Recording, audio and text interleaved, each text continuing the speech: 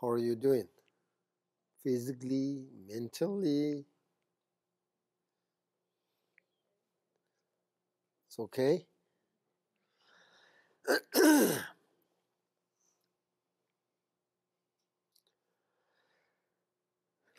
Let's talk a little bit the difference between mind, thoughts, and perceptions. The mind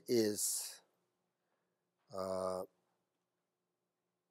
is when we are not involved in any thoughts. Its ongoing sense of being sort of present is not interrupted in sort of no you say no disturb in any way. The mind is kind of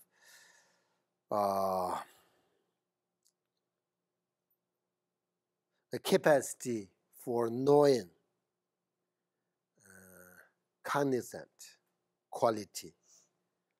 In Tibet we call it sacha, which means clarity aspect. Actually, it means that there is a capacity or quality of knowledge or awareness of something. So capacity to perceive, capacity to think, capacity to sort of understand.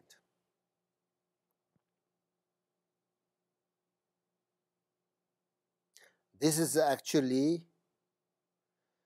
generally speaking, the characteristic of mind. The thoughts, of course, right? There are many different types of thoughts.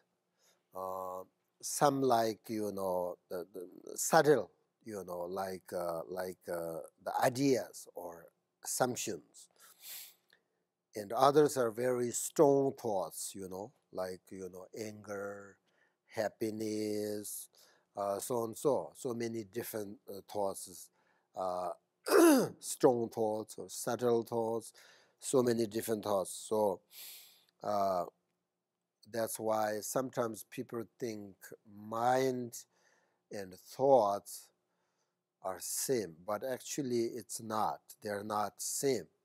Uh, if you sort of explain like this way, then they are not same. The mind actually only has the capacity to perceive, to understand.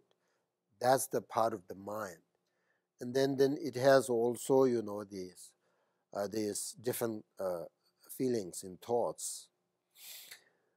And then also we have perceptions, actually two aspects. One is the perception of external objects, for example, sight, hearing, smell, taste, and touch.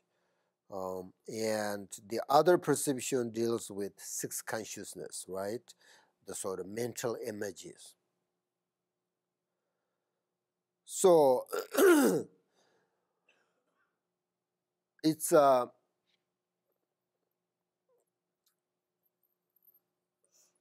little bit important. I mean, to become clear about these three sort of different things. These three things actually are, when you practice Vipashyana, uh, what types of, either mind, thoughts, or perception, what you are focused on, what you try to find out. But the nature of mind is actually none of them. These are actually, we're talking sort of the relatively. Then we have a mind, we have a thought, we have a perception.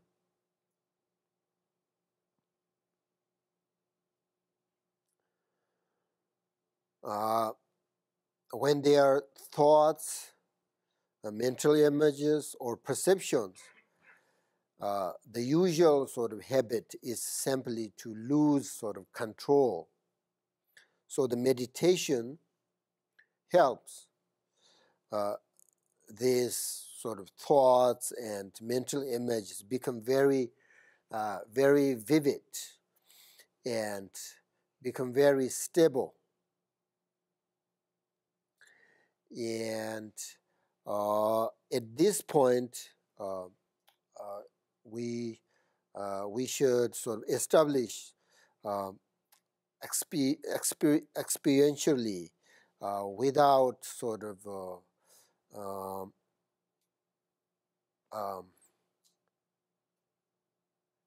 I mean, the first, we need to understand difference between these three things, and then also the characteristics, right? Um, and then we have to meditate on it, actually, which is you can use them sort of, you know, focus on object, like for example, like thoughts. You focus on something, and then using that method to be sort of become more clear and calm. That is sort of, part of shamatha, using these thoughts, mind, all of that. But when you practice Vipassana, we're not using them. This is objectless practice, meditation. So Vipassana is actually more advanced sort of meditation, more sort of, higher than the shamatha practice. But shamatha practice helps because shamatha meditate makes our mind sort of peace, right? So once we have peace, there is a sort of chance to see more deeper and clear. Go deeper, right?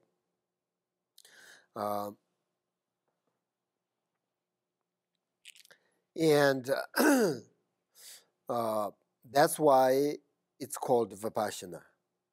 But once you understand different this mind, thoughts, all of this, for example, the investigation of external phenomena and internal sort of objects, which is about mind, right? Which is mind and how to also perceive the object. We are sort of, investigate, right?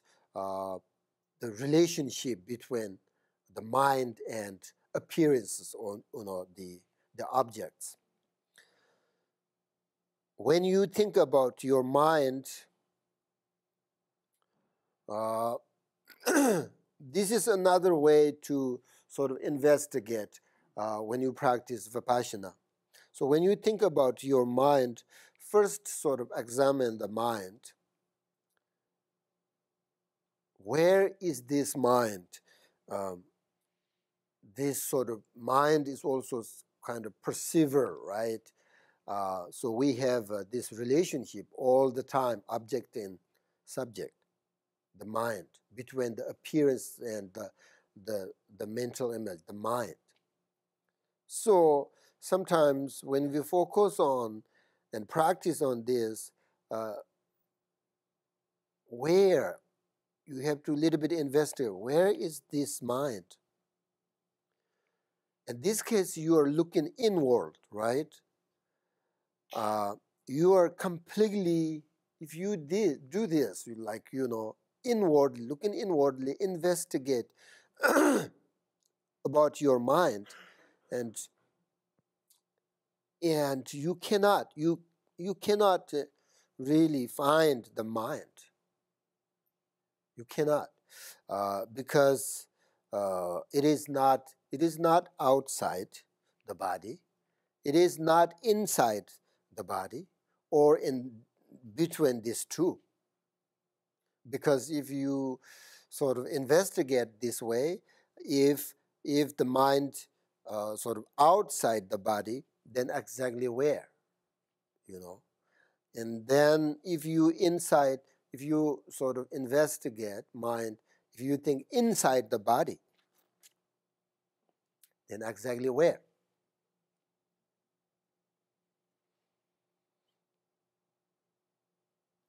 Does it pervade, throughout whole your body from, your fentanyl through whole body, or is it sort of, a special sort of particular part? Where?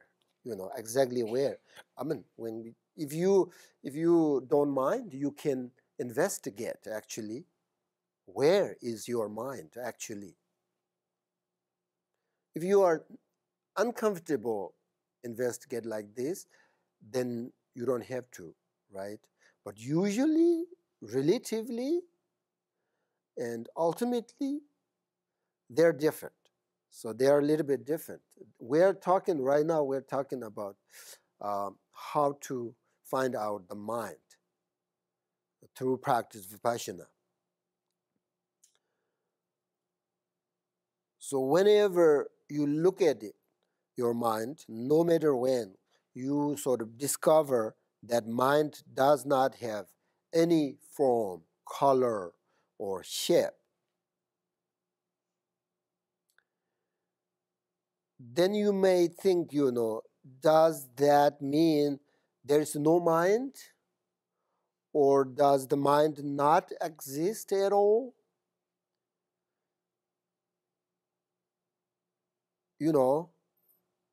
If there is no mind in the body, then the body is died or what? Body is not alive. But yet we can see, right? We can see, we can hear, and we can understand. So therefore, we're not dead, We understand everything.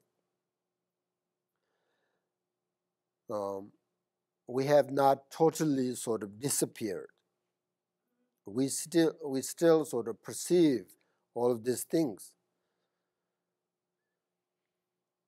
But still, when you investigate, you can't find. If you do not find any location, any form, any sort of shape of your mind, then we conclude that the mind is empty. So when we say the mind is empty, we don't mean that the mind doesn't exist at all, or is the sort of emptiness of mind like sort of empty space that has nothing in it. So then the second question is, what is this sort of emptiness of mind? Have you done this? Investigate your mind, looking at it inwardly. What do you find out? So the truth is that while mind is empty, it has no form, no color, no shape. But that is not the point, The point is that it also has the ability to understand, and there is a sort of knowing quality. You understand what I'm saying? So the nature of mind is nature, clarity, and empty. It's very interesting if you really investigate with your mind. Easy. It's you are not investigate someone else's mind. You investigate your mind, and then it's easy to understand and to find out where actually mind is. You have to find that if you really think that mind has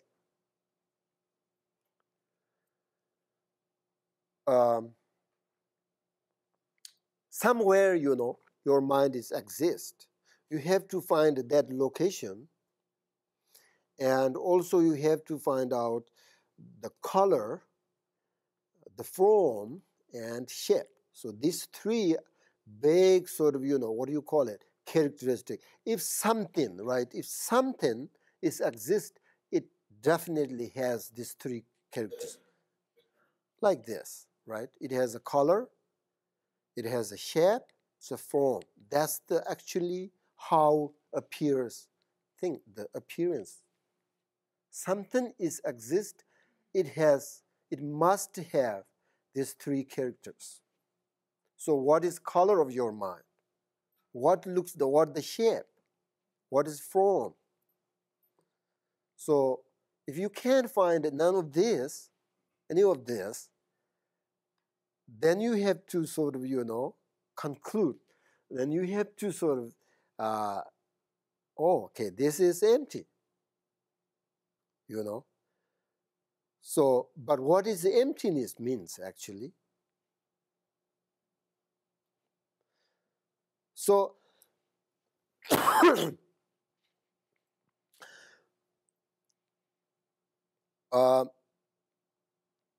when you try to find the real, the genuine sort of nature of mind directly, you really cannot do so, It is both what you find, clarity and emptiness.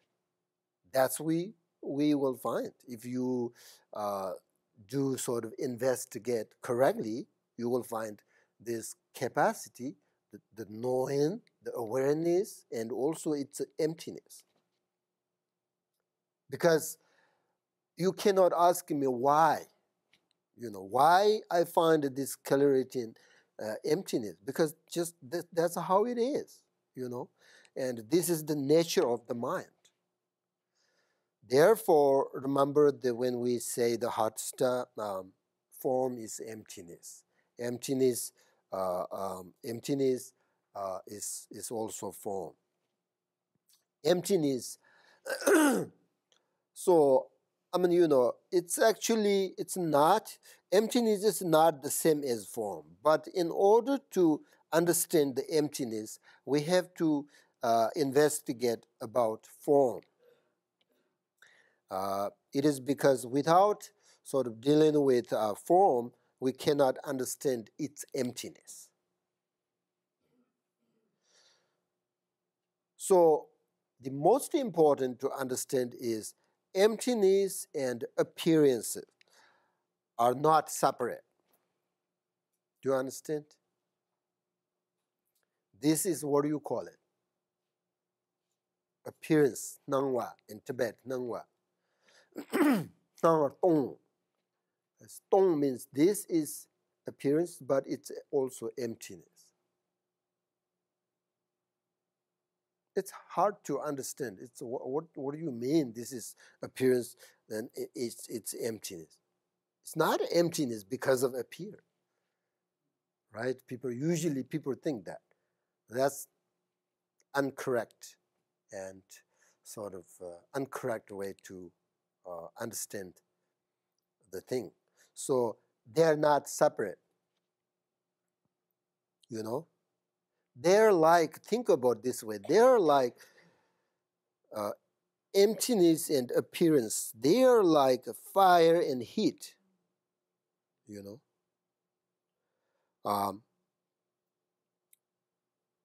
For instance, fire and heat are different, right? Kind of. But they are sort of one entity. In that you cannot really have the one without the other. You can't have sort of fire without heat, right? Similarly, this emptiness and appearance are one entity. Is that correct word? One entity, I think. So you cannot have one without another.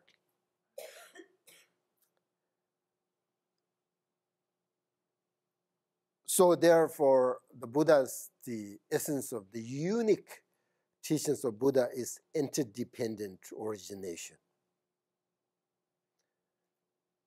That's why, you can't have one without the another. Everything is possible because of the appearance and emptiness. They are not separate.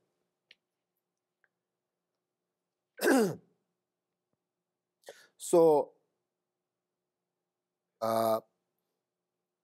emptiness is no other than appearance. Therefore, appearance is emptiness. That's in hot stir, right? So this is what we call Rigpa, Ramjong Rigpa. Ramjong means sort of nature, right? Rigpa is the nature mind, the awareness in Tibet, which means self-arising wisdom or awareness. So if you want, you can investigate your mind. So how, where the location, and its color, shape, and form. So, sometimes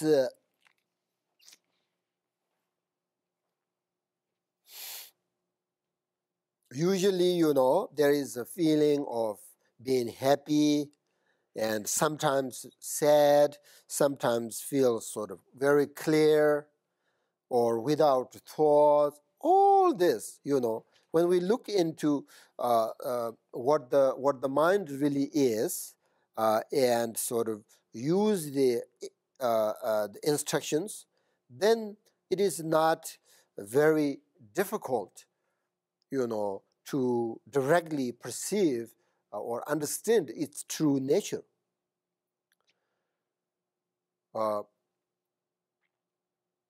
When beginners do sort of this kind of meditation, sometimes, especially investigate with your mind, sometimes a sort of certain amount of sort of fear, can arise. Can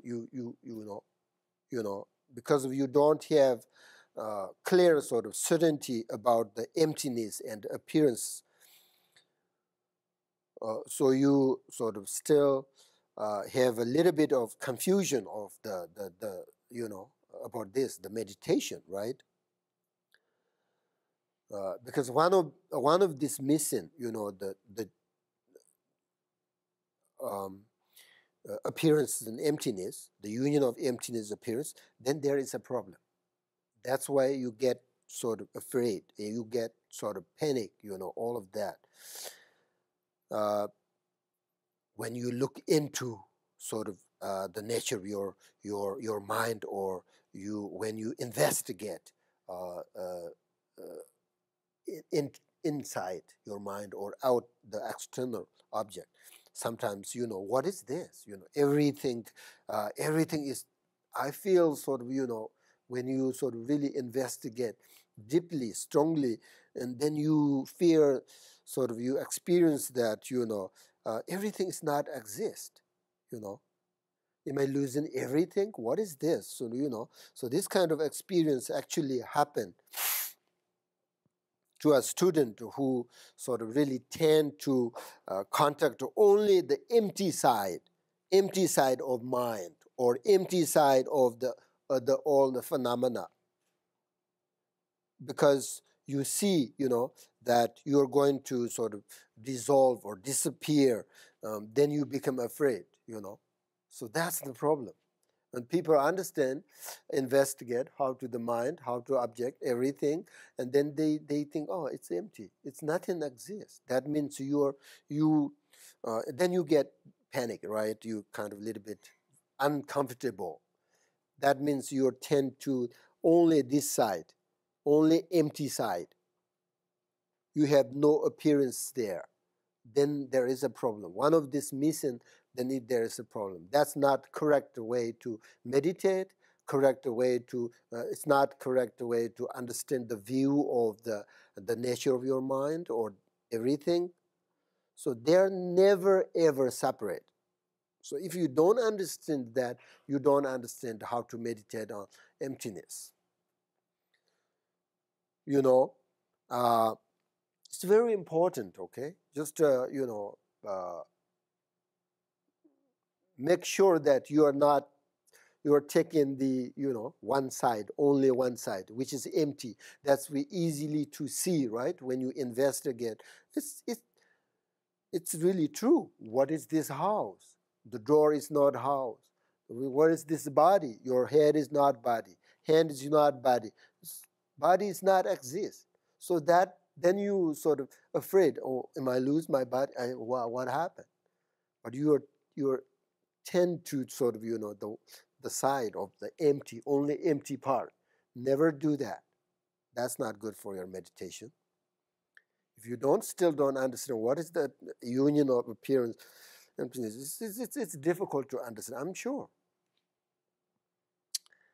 Then you need sort of do other meditation, sort of, and slowly, to don't really right away to meditate on that. But, that's in general, it's not really something wrong with you, but it's general, and just to make sure that you understand. So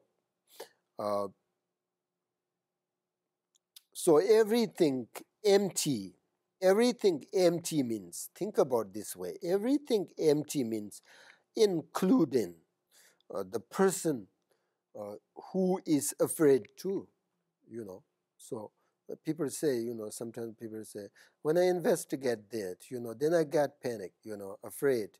I think I'm losing everything. Who? Everything is empty, include yourself.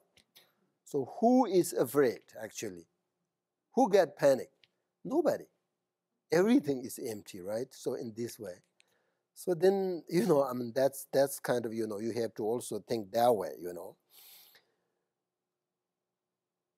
And if you meditate on like this and you get a little bit uncomfortable, then you should say, what is afraid? Actually, afraid is not exist. And who is afraid? So sometimes, there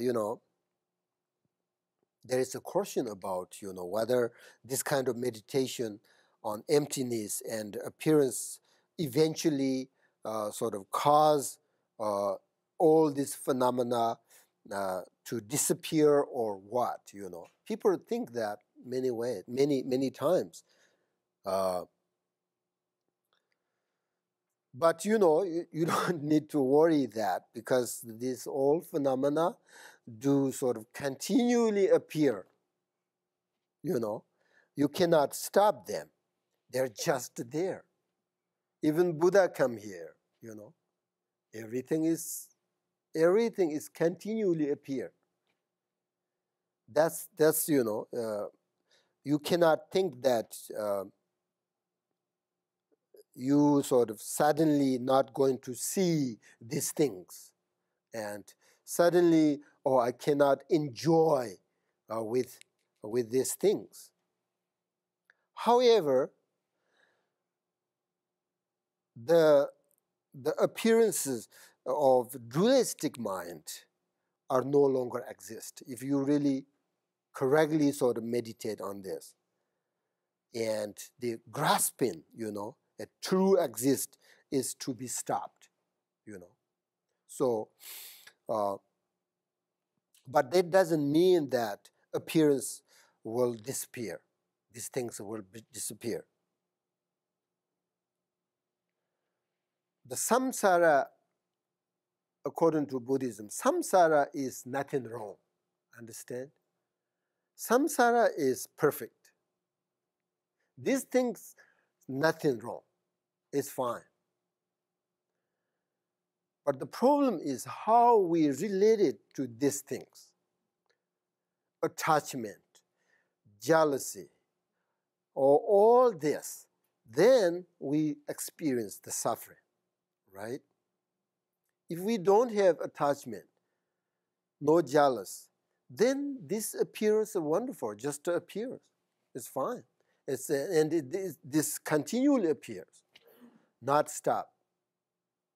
Even though you become a Buddha, you can see still these things. Many little bit different ways, you know. At that point, you have no confusion, right? No emotion, no negative emotions, that's all. So that's why if you correctly meditate on Vipashyana, then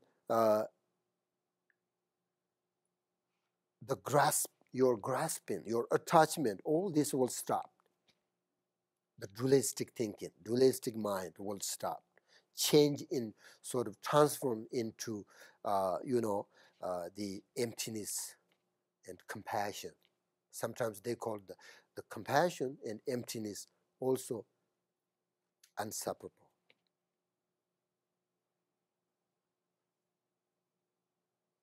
As much as you develop the emptiness, you will develop compassion too.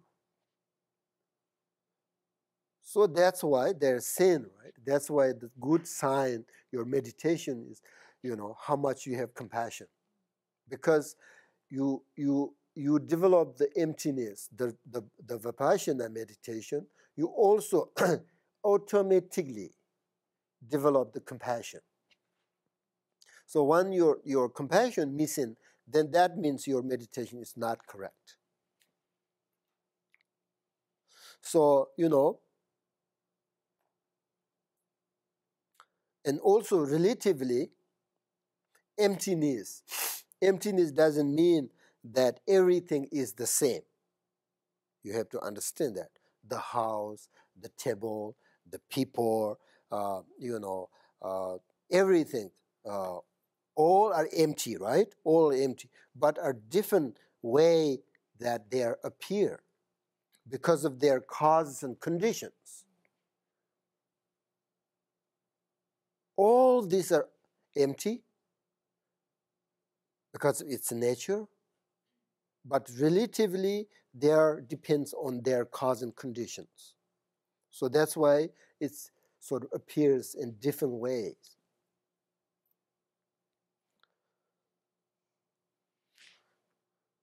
So, the benefit of practice Vipassana or emptiness is you become a sort of, how do I say this? You become a sort of equal test of the outwardly concerned for yourself. You know these outwardly concerns? When you meditate on Vipassana and emptiness, okay, the benefit yourself, for yourself, equal test you will get. And the develop love and kindness and compassion for others spontaneously, effortlessly. That's the benefit of practice on emptiness. Do you know the outwardly concern? Attachment, right? Attachment to 4 things. And anger, sort of aversion to 4 things. That's what we call outwardly concerns. Everything we have a problem because of these outwardly concerns, right? Not about this appearance, not about samsara. That's why I'm saying how we relate it to this appearance.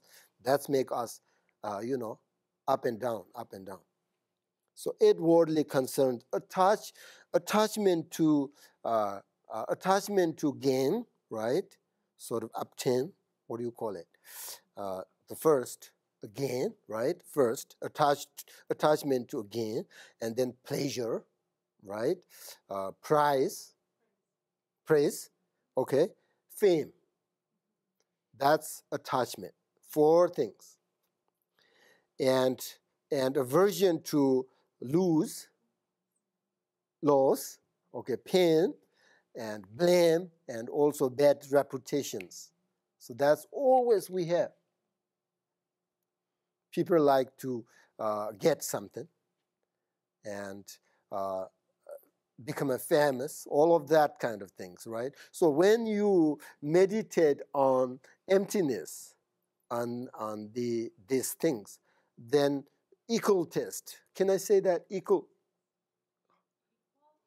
yeah, equal test. Same, like, oh, if I get sort of bad reputation or become a famous, no big deal. It's same, equal. Equality? Yeah, I think that's this. What's wrong with that? Equal taste. So if you give me, if I drink sort of, uh, very, that's not good. Good example either. One taste, yeah. It doesn't matter. I get something or I lose something. For me, the Kardamba masters, this they don't care. I mean, they not don't care, but they just they see what is different. Yeah, one test, okay, one test, attachment and aversion, actually. So that's because that's one thing, and then for others, the benefit for others, practice emptiness appearance, the love and kindness, compassion, develop that.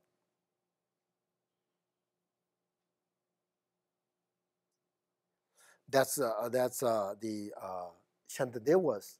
Maybe you will see.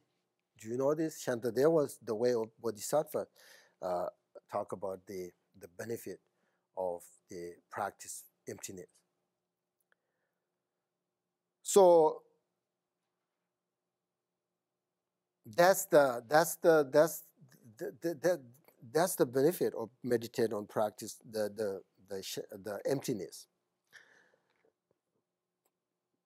But very important to understand the perfect view first of the shamatha, the vipassana, the emptiness, appearance, and then put them into practice and using the instruction.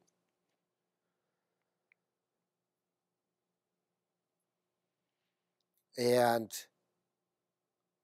remember the guy said that Buddhism point of view, the samsara is wrong and suffering.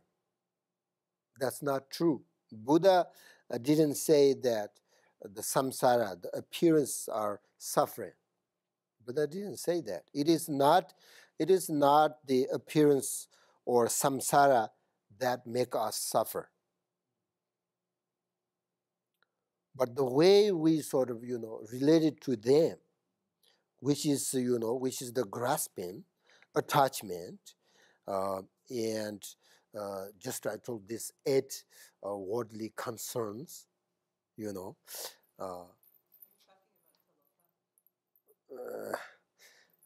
talking about, yes,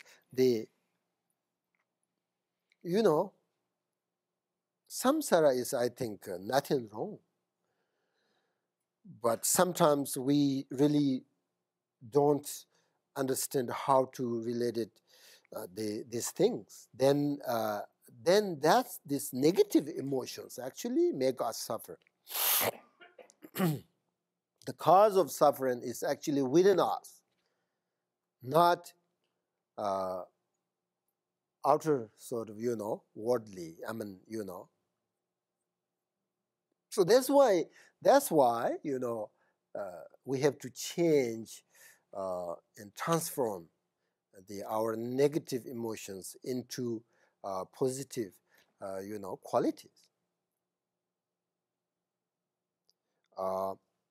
Because, for example, if you think about Buddha himself, uh, uh, he sort of lives, in very peace, joy, freedom,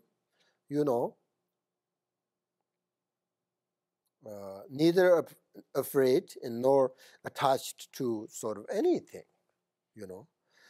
because he knows the way sort of he related to the samsara.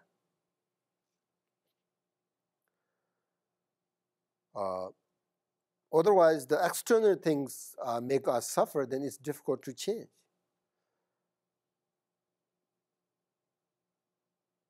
So that's why, according to Buddhism, it's so important to practice and meditate. Not really think outwardly something problem. Our problems not come from outside. So it's come from, it's in you, in us, in our mind. That doesn't mean I'm saying we have problem. You have problem. But if we don't sort of really change our negative thoughts, then yes, then this is cause of unhappiness. Do you understand? Okay. Okay, now meditate again. 10, okay. So meditation is really important.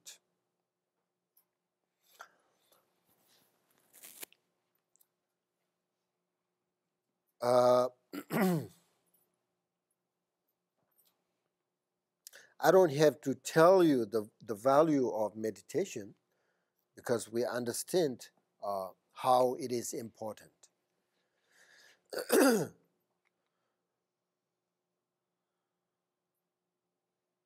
Because this correct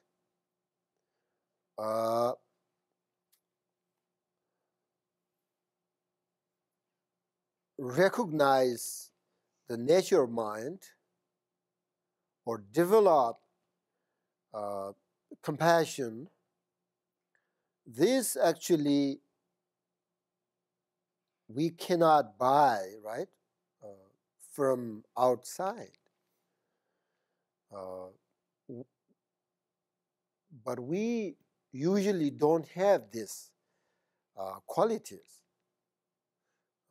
because of the negative emotions. So the Buddha said that everyone of us really need to take the right path and responsibility to change this negative thought. In order to change, you cannot just you cannot buy. You really need to take care of the negative thoughts and change sort of into these qualities, the wisdom, the compassion. So this only we can find only through meditation. Actually, if you think this way, the meditation is the most important in our life. But unfortunately, people don't really think that.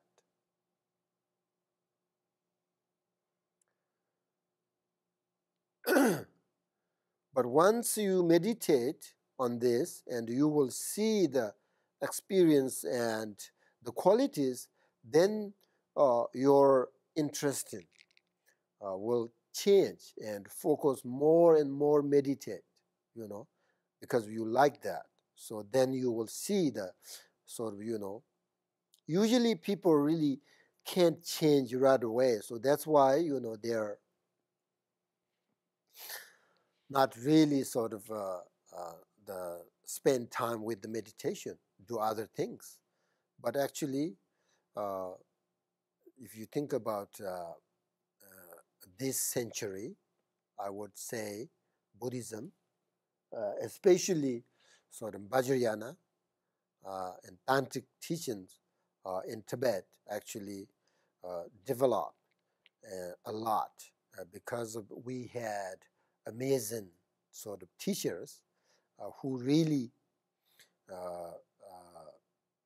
has this capacity and the qualities. So that's why the Tibetan Buddhism is very sort of how you say very helpful and very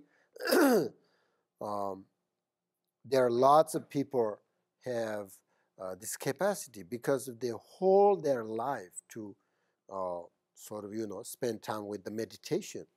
So that's why they can develop this quality.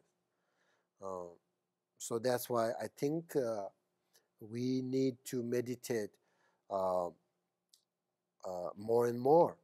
Otherwise, the life is really short, and the death is very uncertain. So we really don't know. So what will happen? So that's why it's so important to meditate. Okay. So the meditation now, a few minutes, okay? Remember you should use the instructions for your meditation. So the key points, remember, do not further anything. Today I use that. So which means that you do not sort of follow and any further kind of your thoughts. So rest in its nature.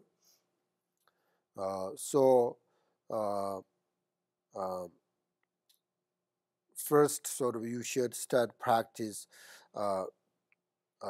same thing, breathe in and breathe out, pause your breath. Then, you should really sort of focus more. It's not focus, but it's sort of, yourself to enter more deeply into the experience of this self-awareness. And you should look deeply into your nature and relax on that as much as you can. And then something bothers you, either like physically or mentally, or you can change, right? You should not really push sort of yourself. I'm uncomfortable with my knees, but I have to sort of just, I have to just stay this way. Otherwise, I will lose my meditation. Or maybe otherwise, these other people surround me. They think I'm not good meditator. So I just want to, just to really, even though it's very tight, physically, mentally, I have problem now. But I can't change. I can't even remove. I can't even like move. Just I want to stay this as much as I can. That's not good, okay? Whenever you need to change your posture or, whatever, you should. It's really important to relax both your body and mind. Then you can continually to meditate.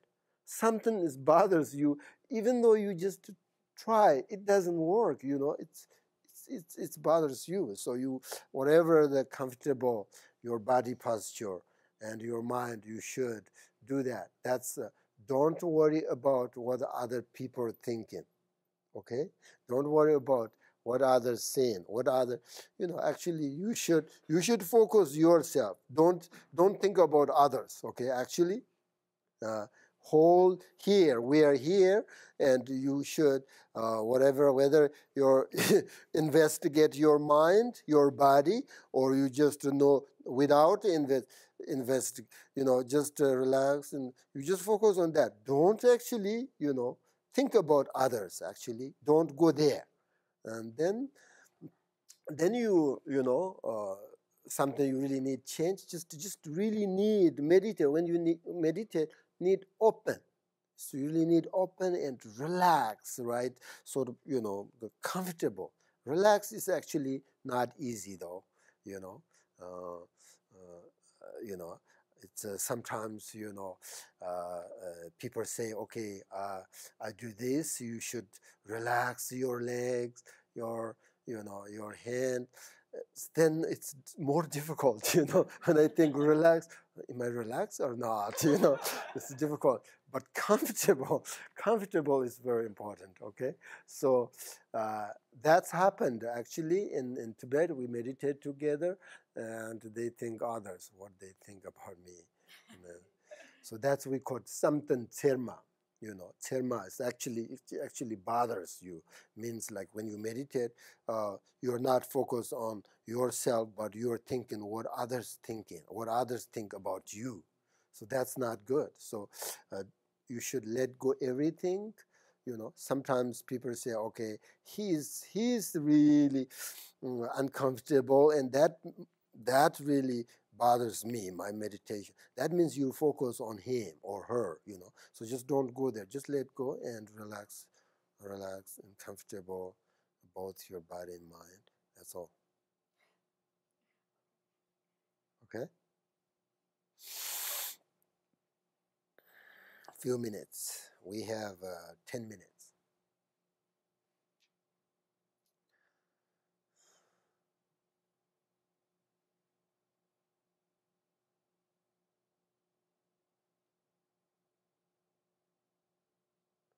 Sometimes it's nice to sort of, open your eyes and sort of a little bit smile on your face, like that. Meditate like this. That's gives you sort of, strength and inspires you. Not good, right? Just very happily to meditate. Yes. A little bit smile.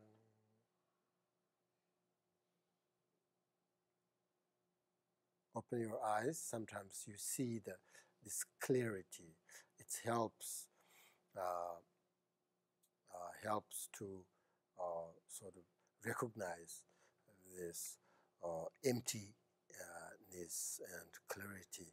If you open eyes, that's help. And then sometimes people focus on others, then you open eyes, then um, you lose this meditation, and then you think about others. So then you can keep your eyes closed for a while and just make you relax, and then slowly open and then close. You can do that alternately too.